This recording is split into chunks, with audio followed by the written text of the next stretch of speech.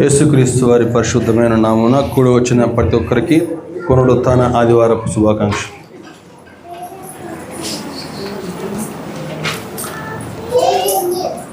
చదువుకుందాం వాక్యం. రోమా పత్రిక 11వ అధ్యాయము 22వ వచనం. కాబట్టి దేవుని అనుగ్రహమును కాఠిన్యమును అనగా పడిపోయిన వారి మీద కాఠిన్యమును నీవు అనుగ్రహ ప్రాప్తుడవై నిలిచి ఉన్న ఎడల నీ మీద ఉన్న దేవుని అనుగ్రహమును చూడుము. అట్లు నిలవని ఎడల నీవును నరికివేయబడదు. ప్రార్థన చేసుకుందాం. మహాపరిశుద్ధుడా, ప్రేమగల తండ్రి, కృపా కనికర సంపూర్ణుడా, నీ పరిశుద్ధమైన పాదాలకి, నీ ఘనమైన నామానికి వేలాదిగా వందనములు, స్తుతులు, స్తోత్రం అర్పిస్తూ ఉన్నాను తండ్రి. చదువుకున్న వాక్య భాగం నుంచి కొన్ని శ్రేష్టమైన ఆత్మీయ సత్యాల దేవా మాకు బోధించమని అడుగుచున్నా అన్న ప్రభా. పరిశుద్ధుడా, కృపగల మా ప్రభా, నీ బంగారు పాదాలకి వందనాలు, స్తోత్రం దేవనైనా. ఈ యొక్క శ్రేష్టమైన అమూల్యమైన జీవం గల మాటలు ప్రభు దేవా ప్రకటించాలని నేను నిలబడి ఉంటుండగా నా ప్రభా, ఎన్నిక లేని వాడిని, బలహీన ప్రభు, నీ సిలువ చాటుకు నన్ను చేర్చి ఇక్కడ చేరిన ప్రతి ఒక్క బిడ్డతో వ్యక్తిగతంగా మాట్లాడి మీరు మాత్రమే మహిమ, ఘనత, ప్రభావం పొందుకోమని మా ప్రభువును మా రక్షకుడు నీ ప్రియకుమారుడు యేసుక్రీస్తు వారి అతి శ్రేష్టమైన నామంలో మిక్కిలి వినముగా అడిగి వేడుకొనుచున్నాను తండ్రి, ఆమెన్. చదువుకుందాం మళ్ళీ ఒకసారి.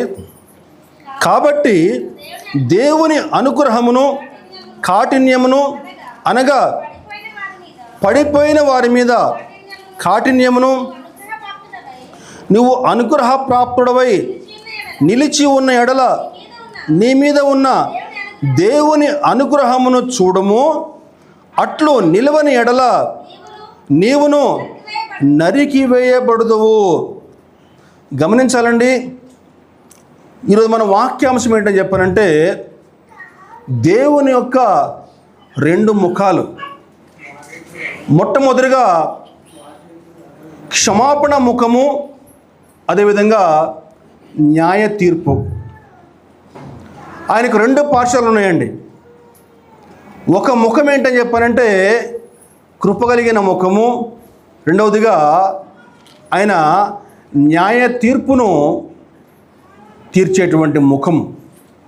చదువుకున్న వాక్య భాగం చూస్తే, కాబట్టి దేవుని అనుగ్రహమును కాఠిన్యమును అనగా పడిపోయిన వారి మీద కాఠిన్యమును అంటే పడిపోయిన వారి మీద అని చెప్పానంటే కాల్జారి పడిపోవడం కాదండి. విశ్వాసంలో పడిపోయినటువంటి వారు, విశ్వాసంలో నిలవకుండా పడిపోయిన వారి మీద కాఠిన్యం చూపిస్తా అని చెప్తున్నాడు. అదేవిధంగా ఆయన అనుగ్రహ ప్రాప్తుడవై నిలిచి ఉంటే దేవుడు నీకు అనుగ్రహం చూపుతాడు అని చెప్తున్నానండి. గమనించాలండి, ఈరోజు మనం సేవించేటువంటి దేవుడు, ఈరోజు మనం క్రైస్తవులుగా మనం సేవించేటువంటి దేవుడు ఎటువంటి వాడు అని చెప్పారంటే ఆయన ప్రేమామయుడు, అత్యంత కృప కలిగిన వాడు. అదేవిధంగా ఆయనలో మరొక పార్శ్వం కూడా ఉంది, అది ఆయన యొక్క ఉగ్రత ముఖం అన్నమాట. న్యాయ తీర్పును తీర్చేటువంటి ముఖం, మరొక ముఖం కూడా ఉంది, పరిశుద్ధుడైన న్యాయాధిపతి. గమనించాలి, మనం గత 2 వారాలుగా పోయిన వారం ఏం చెప్పుకున్నాం వాక్యము? బండ సందులలో నిలిచే పావురమా అని చెప్పుకున్నాం. అంటే పావురాన్ని పోలుస్తూ ఒక విశ్వాసి బండ సందులలో నిలిచి రహస్యంగా దేవునితో సహవాసం చేయాలి, చక్కని ప్రార్థనా జీవితం కలిగి ఉండాలని చెప్పుకున్నాం. అలాగే గడిచిన వారం చెప్పంటే బద్దలైన సందుల్లో నిలబడి సమాజానికి, దేవునికి, సంఘానికి, దేవునికి మధ్య నిలబడి విజ్ఞాపనకర్తలుగా నిలిచి ఉండాలని చెప్పుకున్నామండి. ఆ విధంగా మనం విజ్ఞాపనకర్తలుగా ఉండి మనము సంఘపక్షంగా సమాజపక్షంగా దేవునికి విజ్ఞాపన చేస్తే దేవుడు తన విస్తారమైన కృపను చూపి చేస్తానన్న కీడు చేయకుండా ఆపిన సంఘటనలు కూడా చెప్పుకున్నాం. మోషే ప్రార్థన చేయగా ఇశ్రాయేలీలు నశించిపోవాలి వాస్తవానికి, కానీ దేవుడు తన యొక్క కోపాన్ని అణుచుకున్నాడు. అదేవిధంగా అబ్రహాము విజ్ఞాపనకర్తగా ఉండి ప్రార్థన చేయగా లోతు కుటుంబము రక్షించబడిందని చెప్పుకున్నాం. సమూయేలు ప్రార్థన చేయగా ఇశ్రాయేలీలు రక్షించబడ్డారు. ఎస్తేరు ప్రార్థన చేయగా యూదా జాతి రక్షించబడింది. ఇది ఆయన యొక్క కృప కలిగినటువంటి ముఖం. అదేవిధంగా ఆయన యొక్క పరిశుద్ధుడైన న్యాయాధిపతి. ఈరోజు ఒక 2 ప్రశ్నలు మీ ముందు ఉంచుతానండి. మొట్టమొదటిగా ఏంటో చెప్పానంటే, నువ్వు ఒక సమాజం కోసం నువ్వు ప్రార్థన చేస్తూ ఉన్నావు, ఒక వ్యక్తి కోసం నువ్వు ప్రార్థన చేస్తూ ఉన్నావు, కానీ ఆ వ్యక్తిలో ఎటువంటి మారు మనసు లేదు, ఆ సమాజం ఎటువంటి మార్పు లేదు, ఆ సమాజము వారి యొక్క పద్ధతులు మార్చుకోవట్లేదు, తమ విధానాలు మార్చుకోవట్లేదు, దేవునిలోకి రావట్లేదు, రక్షణ పొందుకోవట్లేదు, వారిలో ఎటువంటి మార్పు లేదు. అటువంటి సందర్భంలో దేవుని యొక్క స్పందన ఏ విధంగా ఉంటుంది? ఇది మొదటి ప్రశ్న. రెండవ ప్రశ్న, నీ యొక్క ప్రార్థన విని, నీ యొక్క విజ్ఞాపన విని, నీ యొక్క మొర్ర విని ఎదుటి వ్యక్తి కొంతకాలం పాటు మార్పు చెందినట్లు కనిపిస్తాడు, కొంతకాలం పాటు దేవుని యొక్క మార్గాలు నడుస్తూ ఉంటాడు. కొంతకాలం తర్వాత తిరిగి మళ్ళా వెనక్కి జారిపోతే, కొంతకాలం తర్వాత తిరిగి మళ్ళా పాత జీవితం జీవిస్తూ ఉంటే, అటువంటి వారి పట్ల దేవుని యొక్క స్పందన ఏ విధంగా ఉంటుంది? జాగ్రత్తగా అర్థం చేసుకోవాలండి. ఈరోజు మన క్రైస్తవ సమాజంలో ఈ రెండవ కోణం వ్యక్తులు చాలామంది కనిపిస్తూ ఉంటారు.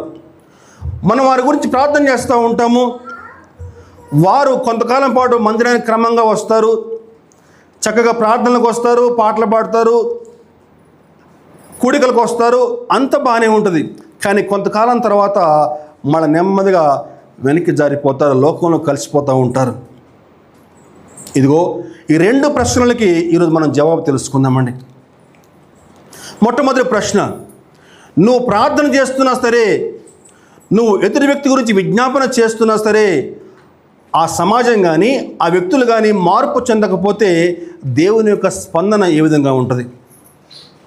దీనికి జవాబులు 3 రకాలుగా ఉంటాయండి. మొట్టమొదటి జవాబు ఏంటంటే, దేవుడు ఇచ్చే జవాబు ఏంటని చెప్పారంటే, నువ్వు ప్రార్థించడం మానే ఇంకా అని చెప్తాడు.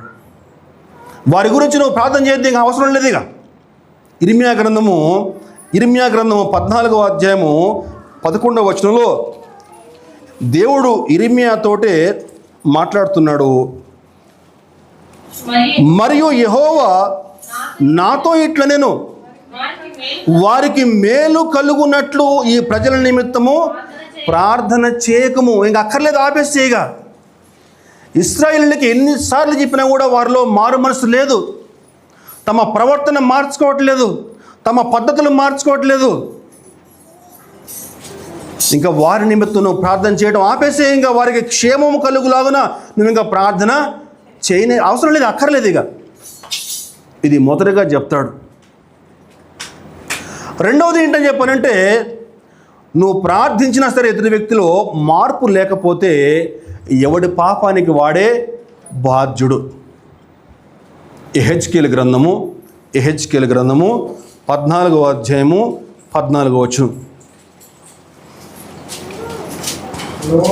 నోవహును, దానియేలును, యోబును ఈ 3 అట్టి దేశములో ఉండినను వారు తమ నీతి చేత తమ్మును మాత్రమే రక్షించుకుందరు.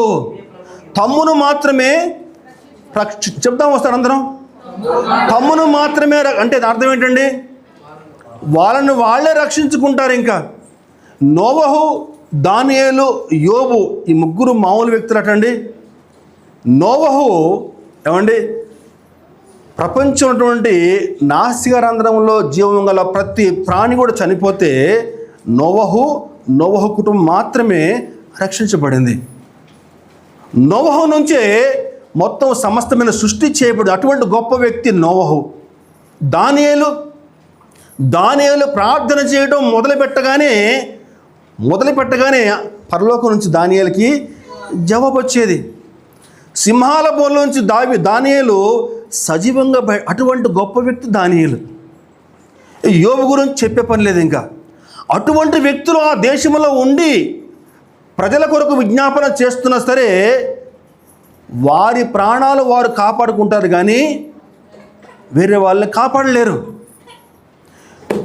వేరే వ్యక్తి గురించి నువ్వు ప్రార్థన చేస్తూ ఉంటే ఆ వ్యక్తిలో మార్పు లేకపోతే, ఆ వ్యక్తిలో మారు మనసు లేకపోతే వాడి ప్రాణానికి వాడే బాధ్యుడు. ఇంకా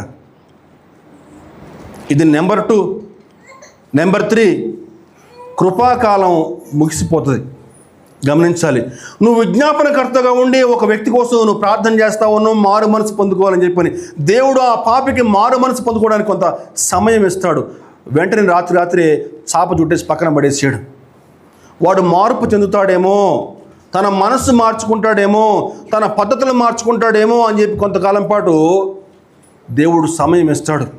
ఆ సమయంలోగా వాడు మారు మనసు పొందుకుంటే సరి, మారు మనసు పొందుకోకపోతే వాడికి శిక్ష తప్పదు. కృపాకాలం ముగిసిపోద్దండి. ఇది మొదటి ప్రశ్నకి జవాబు. రెండో ప్రశ్న చెప్పుకున్నామండి. కొంతకాలం పాటు మారినట్లు కనిపించి మళ్ళా తిరిగి వెనక్కి వెళ్తే అటువంటి సందర్భంలో దేవుని యొక్క స్పందన ఏ విధంగా ఉంటుంది? ఈరోజు ఒక 2 ప్రవక్తల్ని మీ ముందు ఉంచి దీనికి జవాబు చెప్పే ప్రయత్నం చేస్తాను. 2 ప్రవక్తలండి. దేవుడు ఆ 2 ప్రవక్తల్ని మన ముందు ఉంచి దీనికి చక్కని జవాబు ఇచ్చే ప్రయత్నం చేస్తూ ఉన్నాడు. మొట్టమొదటిగా రండి, యోనాకు వచ్చేసేయండి అందరూ కూడా. యోనా గ్రంథము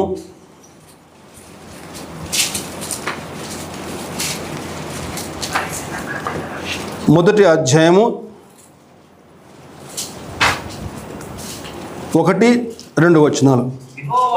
యెహోవా వాక్కు అమిత్తయి కుమారుడైన యోనాకు ప్రత్యక్షమై ఇలాగూ సెలవిచ్చెను, నినవే పట్టణస్థుల దోషము నా దృష్టికి ఘోరమాయను కనుక నీవు లేచి నినవే మహాపట్నమునకు పోయి దానికి దుర్గతి కలుగునని ప్రకటించుము.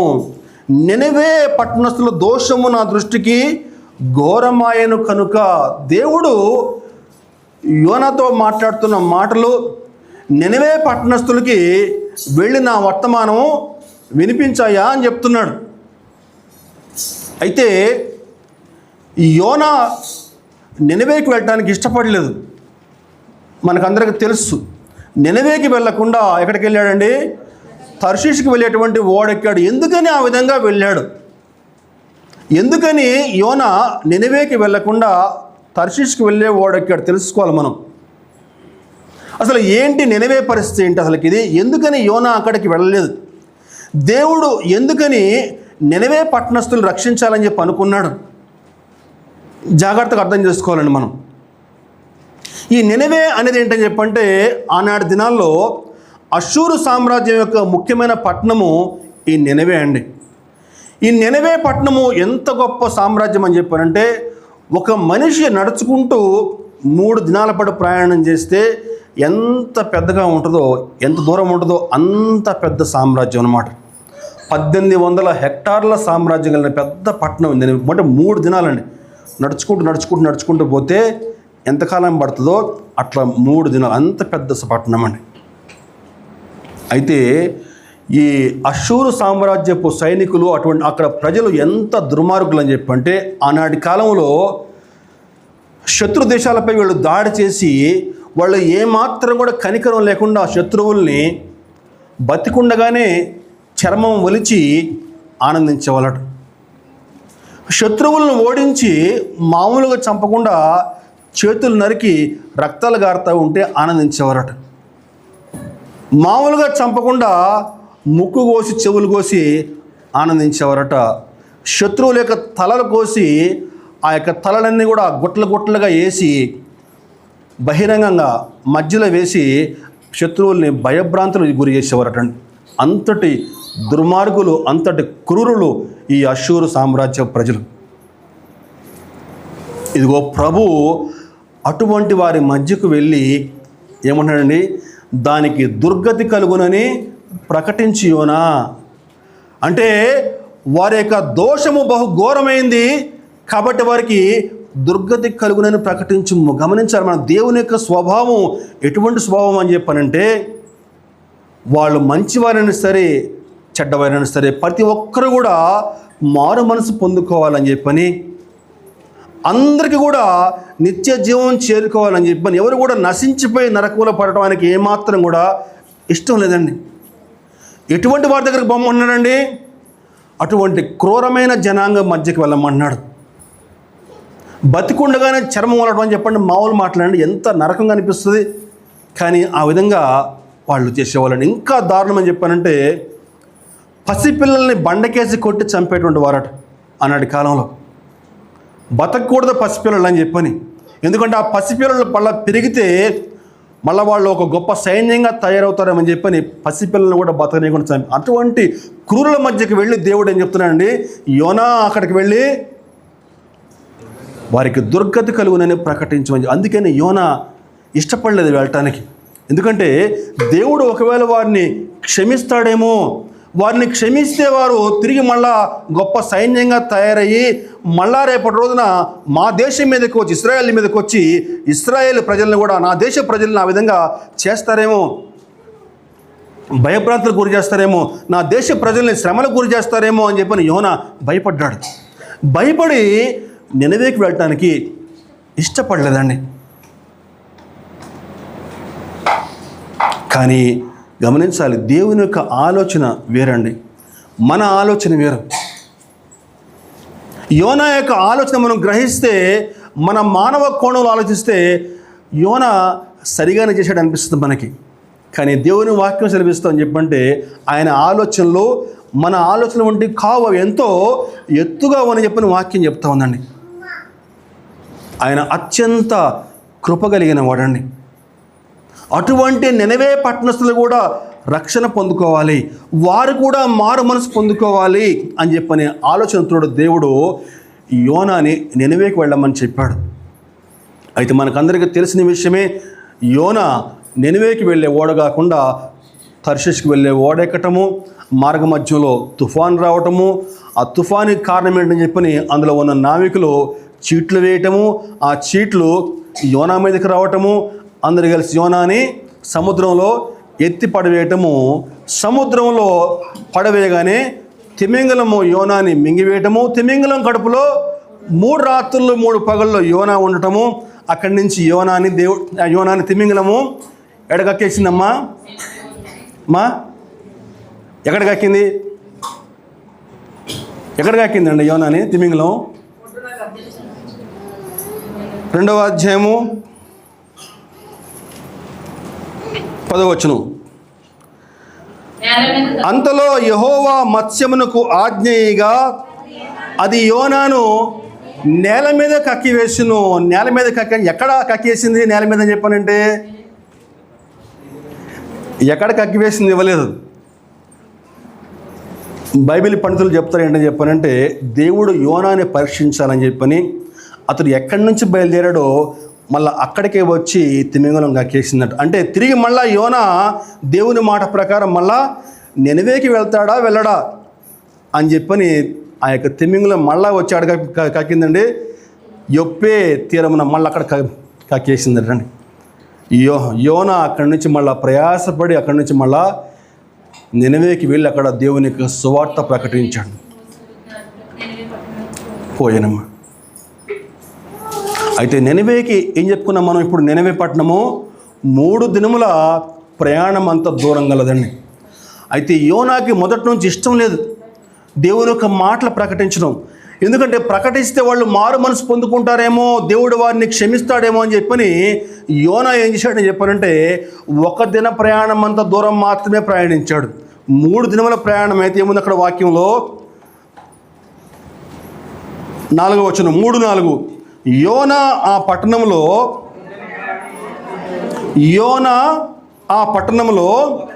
1 దిన ప్రయాణమంత దూరము సంచరించుచు ఇక 40 దినములకు నినవే పట్టణము నాశనమగునని ప్రకటన చేయగా, అదండి, ఒక దినం మాత్రమే ప్రయాణం చేశాడు. 3 దినములు ప్రయాణం చేయగల పట్టణం అది. కానీ యోనాకు అప్పటికి కూడా ఇష్టం లేదు దేవుని మాటలు ప్రకటించడం. వాళ్ళు ఎక్కడ మార్పు చెందుతారో అని చెప్పని యోనాకు ఇష్టం లేకుండా ఏదో ఇక చెప్పాలి కాబట్టి వెళ్ళి ఒక దినం మాత్రమే ప్రయాణం చేసి అక్కడ దేవుని యొక్క సువార్త ప్రకటించాడు. కానీ యోనా యొక్క మాటలు విన్నటువంటి ఆ యొక్క నినవే ప్రజలు, రాజు మొదలుకొని చిన్న సామాన్యుడి వరకు అందరూ కూడా ఏం చేశారండి? పశ్చాత్తాపడ్డారండి. తమ యొక్క తప్పులు బట్టి వాళ్ళు పశ్చాత్తాపడ్డారు. తమ యొక్క తప్పులు బట్టి పశ్చాత్తాపడి వాళ్ళు గోనె పట్ట కట్టుకుని ఉపవాసం ఉన్నారండి. ఉపవాసం ఉన్నారు. అక్కడ వాక్యం చూస్తే మనకి చక్కని మాటలు అక్కడ 6వ వచనం, ఆ సంగతి నినవే రాజునకు వినపడినప్పుడు అతడును తన సింహాసనం మీద నుంచి దిగి తన రాజవస్త్రములు తీసివేసి గోనె పట్ట కట్టుకుని బూడిదలో కూర్చుండెను. మరియు రాజైన ఆయన మంత్రులకు ఆజ్ఞేయగా, ఒకవేళ దేవుడు మనస్సు తిప్పుకుని అందరికి కూడా ఉపవాసం ఉండాలని ప్రకటించాడు. అందరూ ఉపవాసం ఉన్నారండి. అలా ఉపవాసం ఉండి పశ్చాత్తాపడి దేవునికి క్షమాపణ పెట్టుకుంటే దేవుడు మనస్సు మార్చుకుని వారికి చేస్తానన్న కీడు చేయకుండా ఆపేడండి. దేవునికి స్తోత్రం కలుగునుగా. హల్లెలూయా. మన దేవుడు ఎంత మంచి దేవుడు అండి. చక్కని పాట ఉంది కదా, ఎంత మంచి దేవుడవేసయ్యా, ఎంత మంచి దేవుడవేసయ్యా, చింతలన్నీ తీరేనయ్యా నిన్ను చేరగా, ఎంత మంచి దేవుడవేసయ్యా, ఎంత మంచి దేవుడవేసయ్యా, ఘోర పాపినైనా నేను దూరంగా పారిపోగా, నీ ప్రేమతో నన్ను క్షమించి నన్ను హత్తుకున్నావయ్యా. ఘోర పాపులండి, భయంకరమైన పాపులు వాళ్ళు. అటువంటి ఘోరమైన పాపులను కూడా దేవుడు క్షమించి చేస్తున్నటువంటి కీడు చేయకుండా వారిని క్షమించి వదిలేశాడండి. యోనా గ్రంథాన్ని మనం జాగ్రత్తగా పరిశీలన చేస్తే దేవుని యొక్క కృప అక్కడ కనిపిస్తుంది. దేవుని యొక్క కనికరం కనిపిస్తుంది.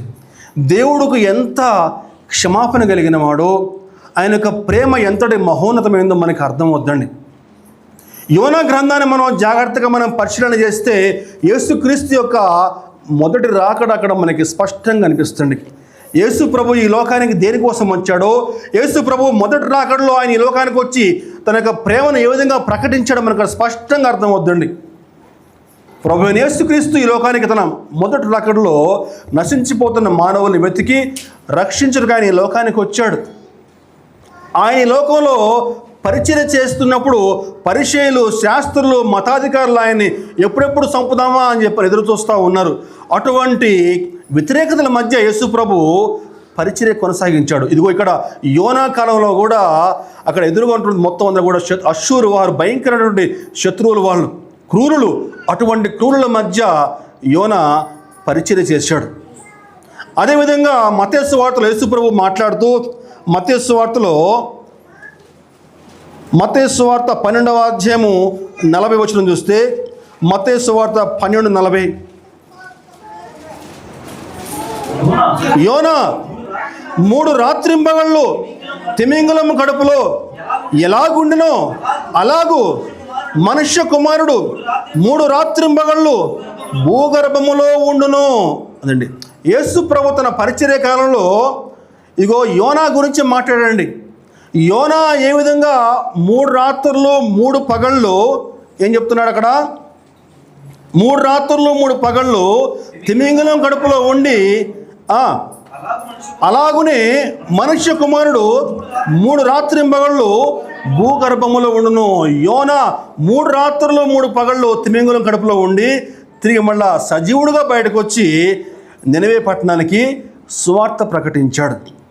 యేసు ప్రభు కూడా 3 రాత్రులు 3 పగళ్ళు సమాధిలో ఉండి సజీవునిగా బయటకు వచ్చి ఈ లోకానికి రక్షణ సువార్త ప్రకటించాడు. రక్షణకు ద్వారాలు తెరిచాడండి. ఏంటా ద్వారం అండి? ఎందరైతే తనపైన విశ్వాసం ఉంచి ఆయన దేవుని కుమారుడు అని చెప్పని, నా పాపాల కోసం ఆయన ఈ లోకానికి వచ్చి మరణించాడని చెప్పి ఎందరైతే నమ్మి ఆయన చిందించిన రక్తంలో తమ పాపాలు కడుక్కుంటారో, పశ్చాత్తాపడతారో వారందరూ కూడా నిత్య జీవము, రక్షణకి మార్గాలు తెరిచాడండి. ఇదిగో ఇక్కడ కూడా యోనా యొక్క ప్రకటన విని వారు పశ్చాత్తాపడ్డారు, మారు మనసు పొందుకున్నారు. తమ యొక్క దుర్మార్గతను వాళ్ళు వదిలేశారు. కాబట్టి వారందరూ కూడా క్షమించబడ్డారండి. ఇదిగో ఈ యోనా యొక్క గ్రంథాన్ని మనం పరిశీలన చేస్తే దేవుని యొక్క కృప ఎంతటి మహోన్నతమైందో. ఎటువంటి వారండి వారు? పిల్లల్ని బండకేసి కొట్టి చంపేటువంటి వారు. అటువంటి వారిని దేవుడు క్షమించేశాడు. దేవుని యొక్క కృప, దేవుని యొక్క కనికరం అక్కడ మనకు కనిపిస్తూ ఉంది.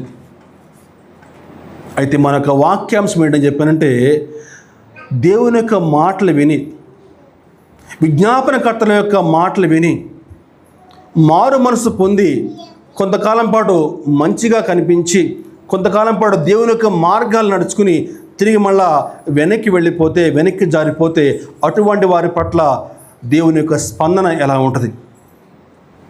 అటువంటి వారి పట్ల దేవుని యొక్క స్పందన ఎలా ఉంటుందో మనకి నహూము గ్రంథం వివరిస్తూ ఉందండి. నహూము గ్రంథము, యోనా గ్రంథం 2 పేజీల పక్కనే ఉంటుంది.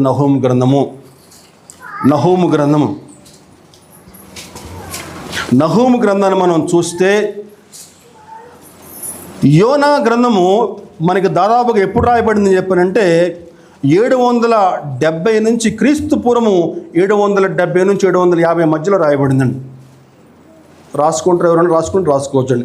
క్రీస్తు పూర్వము 770 నుంచి 750 కాలం మధ్యలో అక్కడ మనకి రాయబడిందండి మనకి యోనా గ్రంథం.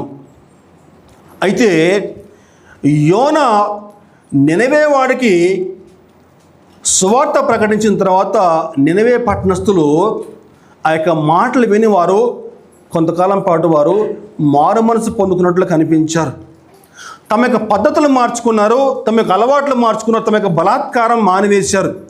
కొంతకాలం పాటు బాగానే ఉన్నారు, కానీ కొంతకాలం తర్వాత వాళ్ళు తిరిగి మళ్ళా తమ పాత జీవితానికి వెళ్ళిపోయారండి. మొదలు ఎంత దుర్మార్గులో అంతకంటే భయంకరంగా దుర్మార్గులాగా తయారైపోయారు.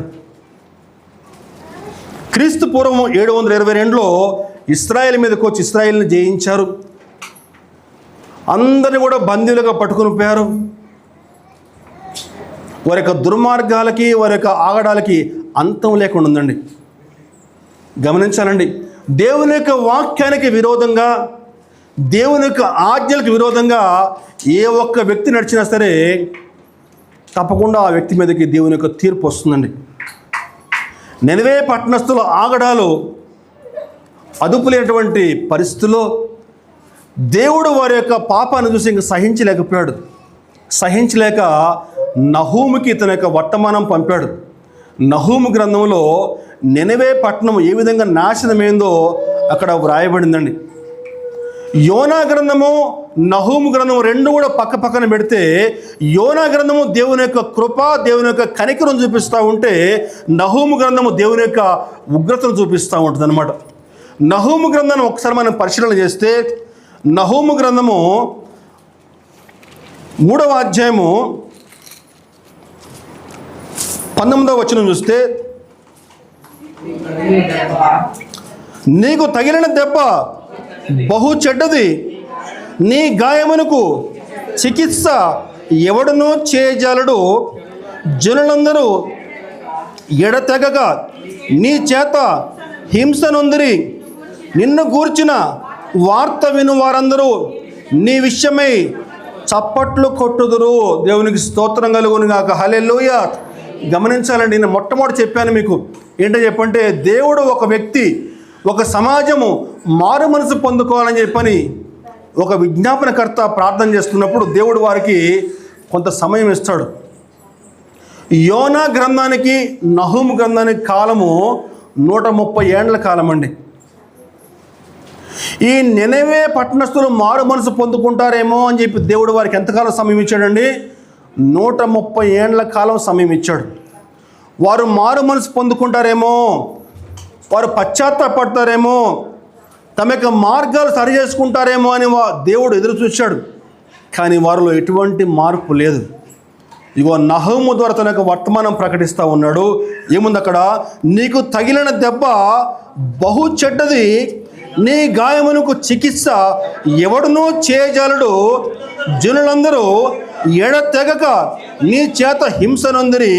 నిన్ను గూర్చిన వార్త విని వారందరూ నీ విషయమై చప్పట్లు కొట్టుదురు. గమనించాలి, ఏదైనా ఒక పట్టణం నాశనం అయిపోతే చుట్టుపక్కల ఉన్న వారు ఏమనుకుంటారు? అయ్యో పాపం అని చెప్పి అనుకుంటారు. కానీ అయ్యో పాపం అని చెప్పి ఎవడు అనలేదట. అందరూ చప్పట్లు కొట్టి వెరీ గుడ్ బాగైంది అనుకున్నారట. బాగైంది, అక్కడికి అట్నే కావాలని చెప్పని. ఎందుకని చెప్పంటే అంత భయంకరమైన క్రూరులు వాళ్ళు, ఈ అష్షూరు సామ్రాజ్య ప్రజలు. నీకు తగిలిన దెబ్బ బహు చెడ్డదని చెప్పారంటే గమనించాలండి, అష్షూరు సామ్రాజ్యము ఎంత దారుణంగా నాశనమైందని చెప్పారంటే కొన్ని శతాబ్దాల పాటు అష్షూరు సామ్రాజ్యం ఎక్కడుందో ఎవరికి తెలియలేదటండి. టైగ్రిస్ నది అనేది ఆ కాలంలో నినవే పట్టణం పక్కనే టైగ్రిస్ నది ఉండేది. బబులోను మాదీయులు నినవే పట్టణంపైకి యుద్ధానికి వచ్చి ఈ టైగ్రిస్ నదులకి ఉన్నటువంటి ఆనకట్టలు ఉంటాయి కదా, గేట్లు, ఆ గేట్లు తెరవగానే ఆ టైగ్రిస్ నది ఉధృతంగా ఆ నినవే పట్టణంపైకి వచ్చేసిందట. ఆ యొక్క నదీ ప్రవాహంలో చాలామంది కొట్టుకుపోయి చనిపోవటము, ఆ యొక్క నినవే సామ్రాజ్యం అంతా కూడా భూగర్భంలో కలిసిపోయిందటండి. కొన్ని శతాబ్దాల పాటు అసలుకి అష్షూరు సామ్రాజ్యం ఎక్కడ ఉందో కూడా ఎవడు తెలియకుండా అయిపోయిందంట. తర్వాత తరాలకి నినవే పట్టణం అనేది ఒకటి ఉందని చెప్పారంటే ఎవరు నమ్మలేట. నినవే ఎక్కడుంది వాళ్ళకి అంటే ఎక్కడుందో ఏం తెలియదు. ఈ మధ్య కాలంలో 1842 సంవత్సరాల కాలంలో కొంతమంది శాస్త్రజ్ఞులు ఆ యొక్క నది ఒడ్డున తవ్వకాలు తవ్వుతూ ఉంటే ఆ తవ్వకాల మధ్యలో కొన్ని అవశేషాలు కనిపించినట. ఆ పట్టణానికి సంబంధించిన అవశేషాలు కనిపించినట్టు. అప్పుడు నమ్మారట, ఓహో నినవే పట్టణం ఇలా ఉంది అంటే భూగర్భంలో మొత్తం కలిసిపోయిందటండి. ఏముంది అక్కడ వాక్యం? అక్కడ నీ గాయమునకు చికిత్స ఎవడనూ చేయజాలడు. దాని అర్థం ఏంటో చెప్పారంటే చరిత్రలో ఎన్నో పట్టణాలు శత్రువుల చేతిలో నాశనం అయిపోయినాయి. ఇప్పుడు జెరూసలేం ఉందనుకోండి, యెరూషలేము దాదాపుగా 23 సార్లు దాడులకు గురైందండి. మొత్తం పట్టణం అంతా కూడా తగలబెట్టబడింది, ప్రాకారాలు కూలగొట్టారు. కానీ మళ్ళా తిరిగి కోలుకుని చక్కగా ఇప్పుడు మళ్ళా పట్టణం నిర్మించబడింది. లండన్ నగరం ఒకసారి 85% అగ్నికిరణంలో చిక్కుని మొత్తం నాశనం అయిపోయింది. కానీ ఆ తర్వాత కాలంలో మళ్ళా లండన్ ఇప్పుడు అద్భుతంగా కట్టబడింది. ఇలా ఎన్నో పట్టణాలు మొత్తం నాశనం అయిపోయినాయి, కానీ మళ్ళా తిరిగి నిర్మించబడ్డాయండి. కానీ ఈ అష్షూరు సామ్రాజ్యం మళ్ళా తల ఎత్తుకోకుండా అసలు అక్కడ ఎవడు కూడా మనిషి అన్నవాడు ఎవడు కూడా నిలబడకుండా దేవుడు చేశాడు. కారణం ఏంటండి? ఎన్నిసార్లు చెప్పినా కూడా మారు మనసు పొందుకోకపోతే, మారు మనసు పొందుకున్నట్లు కనిపించి మళ్ళా తిరిగి వెనకకు వెళితే, మళ్ళీ అదే పాపిష్టి జీవితం జీవిస్తూ ఉంటే దేవుడు ఎంత శిక్ష విధిస్తాడో మనకి ఈ నహూము గ్రంథం చూపిస్తూ ఉందండి. యోనా గ్రంథము దేవుని యొక్క కృపను, దేవుని యొక్క కనికరాన్ని చూపిస్తూ ఉంటే, నహూము గ్రంథం దేవుని యొక్క ఉగ్రతను చూపిస్తుంది, దేవుని యొక్క న్యాయ తీర్పు. దేవుడు ఆయన ఎంతటి న్యాయ తీర్పును తీరుస్తాడో. తన మాటలు పట్టించుకోకుండా తమ ఇష్టారాజ్యం జీవిస్తూ ఉంటే దేవుడు ఎటువంటి తీర్పు తీరుస్తాడో ఇక్కడ వాక్యం స్పష్టంగా సెలవిస్తుంది. యోనా గ్రంథము దేవుని యొక్క మొదటి రాకను చూపిస్తూ ఉంటే, నహూము గ్రంథము యేసు ప్రభు యొక్క రెండవ రాకను చూపిస్తూ ఉందండి. నహూము గ్రంథానికి ప్రకటన గ్రంథం మనం ఒకసారి చూస్తే, నహూము గ్రంథము 1వ అధ్యాయం 5వ వచనం చూస్తే, నహూము గ్రంథము ఆయనకు భయపడి పర్వతములు కంపించును, కొండలు కరిగిపోను, ఆయన ఎదుట భూమి కంపించును, లోకమును అందరి నివాసులందరూ వణుకుదురు. ఇది నహూములో చెప్పబడిందండి. ఈ నహూము గ్రంథము మనకి యేసు ప్రభు యొక్క రెండవ రాకడకి ఒక సూచనగా చెప్పబడిందండి. ఇదే విషయాన్ని మనసులో పెట్టుకుని పేజీ మనకి ముయ్యకుండా ప్రకటనకు వచ్చేద్దామండి. ఆ పేజీ అట్లా పెట్టుకోండి, ప్రకటనకు వచ్చేసేయండి. ప్రకటన గ్రంథం 6వ అధ్యాయము 14వ వచనం చూద్దాం. ప్రకటన 6:14. మరియు ఆకాశ మండలము చుట్టబడిన గ్రంథము వలనే తొలగిపోయిన ప్రతి కొండయు ప్రతి ద్వీపమును వాటి వాటి స్థానములో తప్పెను. ఒకసారి ఇప్పుడు ఆ యొక్క నహూముకి దీన్ని కంపేర్ చేయండి ఒకసారి. ఏముంది నహూములు అక్కడ? ఆయనకు భయపడి పర్వతములు కంపించును, కొండలు కరిగిపోను, ఆయన ఎదుట భూమి కంపించును, లోకమును అందులో నివాసులందరూ వణుకుదురు. ప్రకటన చూద్దామండి. మరియు ఆకాశ మండలము చుట్టబడిన గ్రంథం వలనే తొలగిపోయిను, ప్రతి కొండయు ప్రతి ద్వీపమును వాటి వాటి స్థానములు తప్పెను. రెండు కుదిరిందా? లింక్ కుదిరిందా రెండిటికి? అలాగే మరొక మాట చూద్దామండి. 1:6 ఆయన ఉగ్రతను, నహూము 1:6 అమ్మ, ఆయన ఉగ్రతను సహింపగలవాడెవడు? ఆయన కోపాగ్ని ఎదుట నిలువగలవాడెవడు? ఆయన కోపము అగ్నివలే పారును, ఆయన కొండలను కొట్టగా అవి బద్దలగును. ఆ పేజ్ అట్లా పెట్టండి, ప్రకటనకు వచ్చేసండి. ఇప్పుడు 6వ అధ్యాయము 16, 17. బండల సందులలో దాక్కుని సింహాసనాసీనుడే ఉన్నవాని యొక్కయు గొర్రె పిల్ల యొక్కయు ఉగ్రత మహాదినం వచ్చును, దానికి తాళజాలిన వాడెవడు? మీరు మా మీద పడి ఆయన సన్నిధికిని గొర్రె పిల్ల ఉగ్రతకును మమ్మును మరుగచేయడి అని పర్వతములతోనూ బండలతో చెప్పుచున్నారండి. యోనా గ్రంథము, నహూము గ్రంథం రెండింటిని పక్క పక్కన పెట్టుకుని మనం ఎన్నండి అధ్యాయులు? ఇది నహూము 3 అధ్యాయులండి. యోనా ఎన్ని అధ్యాయాలు? 4 అధ్యాయులండి. యోనా 4 అధ్యాయాలు, నహూము 3 అధ్యాయాలు. రెండింటిని పక్క పక్కన పెట్టుకొని జాగ్రత్త చదివితే దేవుడు ఏం చెప్పుకున్నామండి? ఆయన కృప కలిగిన ముఖము, అలాగే క్షమాపణ కలిగిన ముఖము, ఆయన దీర్ఘశాంతం కలిగిన ముఖము, అలాగే ఆయనలో మరొక పార్శ్వం ఉంది, అది ఆయన దేవుని యొక్క న్యాయ తీర్పు. మరొక పార్శ్వము ఉగ్రత. దేవుని యొక్క కృపను నిర్లక్ష్యం చేస్తే, ఆయన మాటలు నిర్లక్ష్యం చేస్తే, మారు మనసు పొందుకో అని చెప్పని ఎన్నిసార్లు చెప్పినా కూడా మారు మనసు పొందుకోకపోతే, రోమాపత్రికలో మనం చదువుకున్న మాట, మొట్టమొదటి మాట ఏం చెప్పుకున్నామండి? దేవుని అనుగ్రహమును కాఠిన్యమును, అనగా పడిపోయిన వారి మీద కాఠిన్యమును, నీవు అనుగ్రహ ప్రాప్తులవే నిలిచి ఉన్న ఎడల నీ మీద ఉన్న దేవుని అనుగ్రహమును చూడు, అట్లు నిలవని ఎడల నీవును నరికివేయబడదువు. దేవునిలో నిలిచి ఉంటే నువ్వు ఫలిస్తావు. దేవుణ్ణి ఆనుకుని జీవిస్తే నువ్వు ఫలిస్తావు. దేవుని అంటిపెట్టుకుని జీవిస్తే నువ్వు విస్తరిస్తావు. దేవునిలో నిలిచి ఉండకపోతే, పడిపోతే దేవుని యొక్క కాఠిన్యానికి నువ్వు గురికాక తప్ప. దేవుని యొక్క ప్రేమను నిర్లక్ష్యం చేసి, ఆయన నన్ను క్షమిస్తున్నాడులే అని చెప్పి ఆయన ప్రేమను ఒక లైసెన్స్ లాగా వాడుకుని నీ ఇష్టారాజ్యం నువ్వు జీవిస్తూ ఉంటే నీ కొంతకాలానికి శిక్ష తప్పదు. ఎటువంటి శిక్ష అని చెప్పానంటే, ఇదిగో ఈ అష్షూరు సామ్రాజ్యం భూగర్భంలో కలిసిపోయిందండి. తిరిగి మళ్ళా బతికి బట్టగట్టకుండా, తల లేపకుండా దేవుడు చేశాడు అష్షూరు సామ్రాజ్యాన్ని. కాబట్టి దేవుని యొక్క మాటలు జాగ్రత్తగా మననం చేసుకుంటూ దేవునికి మహిమకరంగా జీవించాలని చిన్న వాక్యం ముగిస్తూ ఉన్నాను. Thank you.